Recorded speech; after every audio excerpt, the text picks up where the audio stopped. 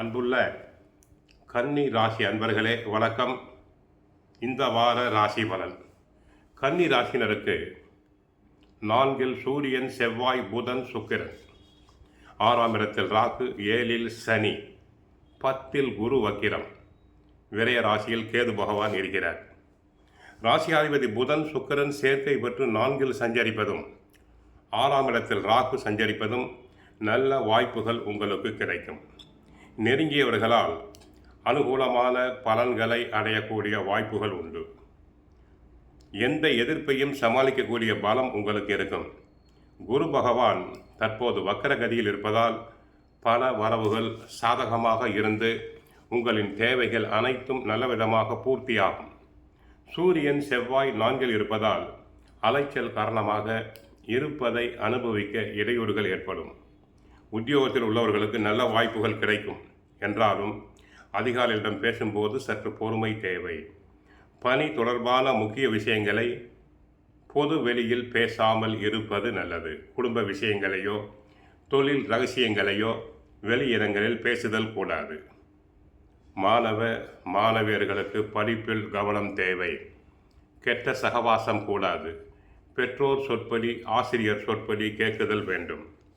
6ஆம் இடத்து ராகு அற்புதமான ஆற்றலை தரும். புதிய திட்டங்களை தீட்ட வைக்கும்.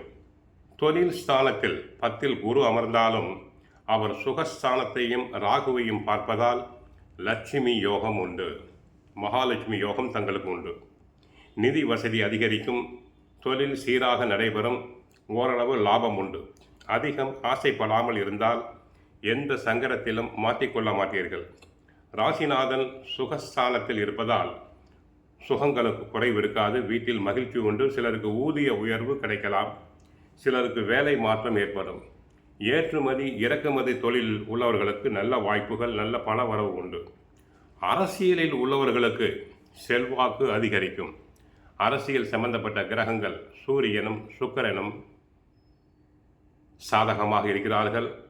குருவின் பார்வையை சூரியனும் சுக்கிரனும் இணைந்து பெறுகின்றனர். ஆக நன்மைகள் அதிகரிக்கும். சில நேரங்களில் சுபகாரிய முயற்சிகளில் சிறு சிறு தடங்கல்கள் உண்டு. இடமாற்றங்கள், வெளியூர் பயணங்கள் உண்டு. விரயஸ்தானத்தில் கேது இருப்பதால் திடீர் பயணங்கள் மன அலைச்சல் உருவாகும்.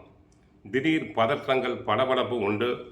பிறர் விஷயங்களில் தலையிட்டு கருத்து சொல்லுதல் கூடாது. தான் உண்டு, தன் வேலையுண்டு என்று இருத்தல் வேண்டும். ஆக அதிக அலைச்சல் கூடாது. வீண் பிரயாணங்கள் கூடாது. பணத்தை செலவழிப்பது கூட திட்டமிட்டு செலவு செய்யுங்கள். கோவிலுக்கு சென்றால் புதன் பகவானை வழிபடுங்கள். மகாவிஷ்ணுவை வழிபடுங்கள். வாழ்க வளமுடன், மங்களம் உண்டாகட்டும்.